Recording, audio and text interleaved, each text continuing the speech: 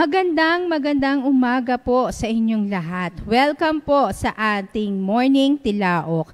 Ang devotion po natin this morning ay manggagaling po sa book ni John, chapter 1, verse 47 ng CEV. At ang sabi po dito, when Jesus saw Nathanael approaching, he said of him, "Here truly is an Israelite in whom there is no deceit." At ang title po ng ating tilaok ay Jesus Knows Me.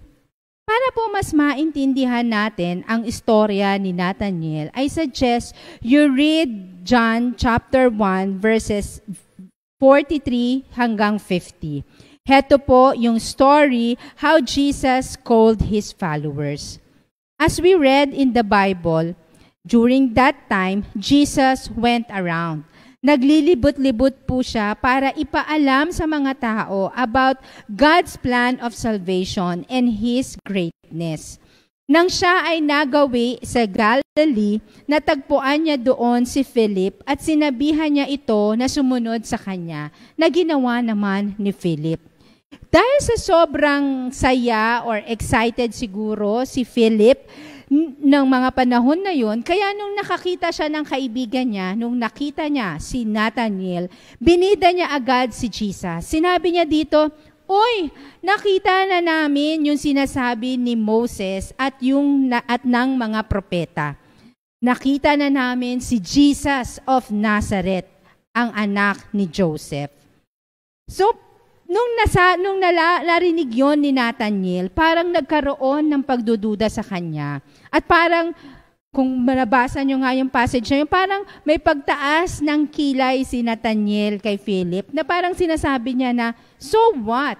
Ano naman ngayon kung nakita mo si Jesus of Nazareth? Kaya naman, sabi ni Philip sa kanya, tignan mo kasi, niyaya pa rin niya si Nathanael na sumama sa kanya para makalapit siya kay Jesus.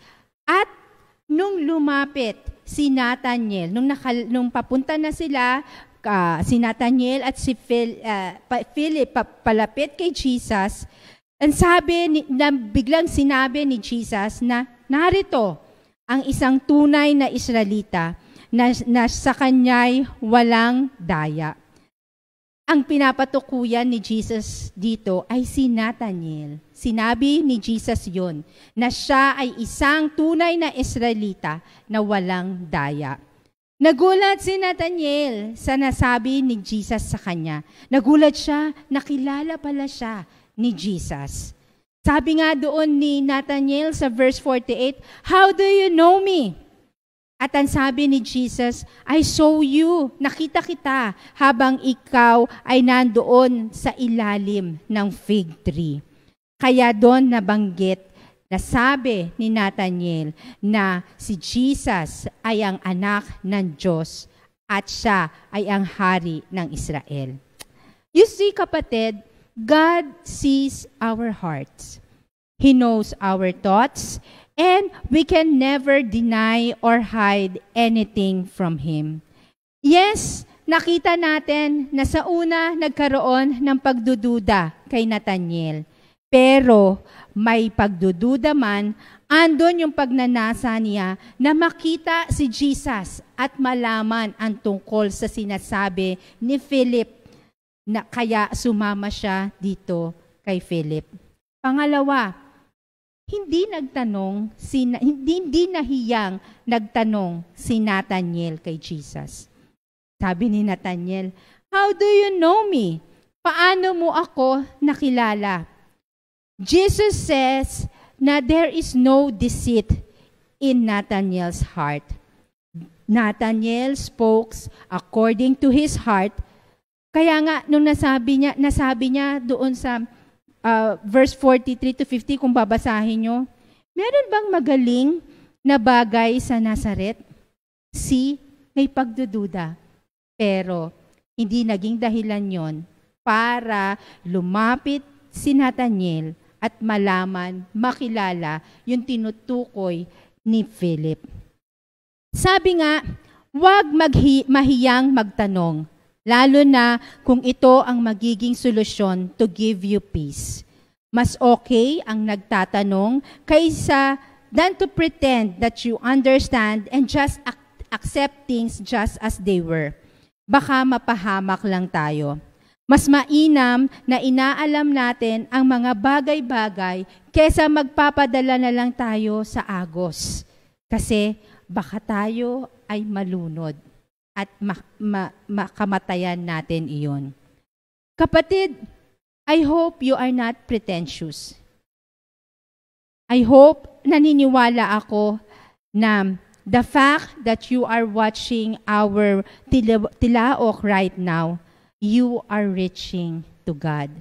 Tulad na lang ni Nathaniel, may pagdaduda man sa kanyang isipan, sumama pa rin siya kay Philip upang makita niya, malaman niya ang tungkol kay Jesus. And God is telling you right now that He knows your heart well. Jesus knows you well. And He appreciates your honesty and sincerity sa pag-alam pa ng patungkol sa Kanya. God is fine with our questions. Okay lang na magtanong tayo about Him if our intent is sound. Alam ko that you have Jesus in your life. Nababasa natin si Jesus sa Bible. Diba, sinasabi pa nga natin that we are followers of Jesus. But since Jesus can see our hearts, He is reminding us this morning na there is no pretending or fooling God. Hindi tayo pwedeng magsinungaling, hindi tayo pwedeng magpaka-plastic sa ating Panginoon dahil alam niya ang tunay na nilalaman ng iyong puso at ng iyong isipan. So mga kapatid, this morning, let us pray to help us to become a person of honesty, integrity, and sincerity with a life lived in truth. Manalangin po tayo. Hallelujah, hallelujah, hallelujah, our great God, Jesus Christ. Lord, we thank you this morning for reminding us that you are our Creator and Heavenly Father. And because of that, Lord, wala kaming pwedeng ilihim sa iyo. Hayag sa iyo ang lahat ng bagay. You know our heart, you know our mind, you know what is going on in our life. Nakakahiyaman sa iyo, Panginoon, na kami po ay mapang-imbabaw, hindi tunay yung ipinapakita namin. Hindi tunay yung ipinararamdam namin sa mga tao sa paligid namin. At kinalimutan namin na ikaw ang may likha sa amin at hindi kami pwedeng magtago sa iyo. Lahat alam mo. Patawad, Lord, na kami ay naging pretentious. Patawad sa iyo, Ama. You know what's in our heart. You know what is going on in our minds. You know what's going on in our life. Kaya, Lord God Jesus, search me and purify my heart. Purify us from our sin. Sin na akala namin maitatago sa iyo, pero wala naman talaga kaming maililihim sa iyo, Ama. Lahat ay hayagan sa iyo. Redeem my heart, redeem our hearts, and purify our desire. Help us na yung commitment namin maging strong and pure kami until the end.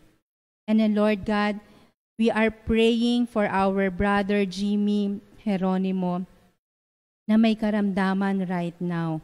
Lord, we are claiming that you are our Jehovah Rapha, our Jehovah Jireh. Ano man po yung pangangailangan ng kapatid namin na ito, alam po namin na ipro-provide mo po ang lahat sa Kanya. Dahil pangako mo yan, Lord, we will experience your great power. At nang pag na-experience na to, Panginoon, siya naman po ay maghayag ng iyong kabutihan at greatness sa ibang mga tao. Lord God, it is our desire na kami po ay maging strong sa aming mga commitment. Help us to stay pure sa iyong harapan. Marami pong salamat. In Jesus' name, amen. Reminder, kapatid, Jesus knows everything. Jesus knows you well. And it is not His intention to condemn you. He knows us to help us bring our best, our holiest, and our most beneficial selves. So let us not hide from Him. Huwag tayong maging mapang-imbabaw. Alam ng Diyos kung ano ang nangyayari sa buhay natin. Instead, let us invite Jesus in our hearts and lives para magkaroon ng katuturan katuparan yung magandang plano ng Diyos sa buhay ng bawat isa sa atin. Maraming salamat sa iyo, kapatid. Jesus loves you.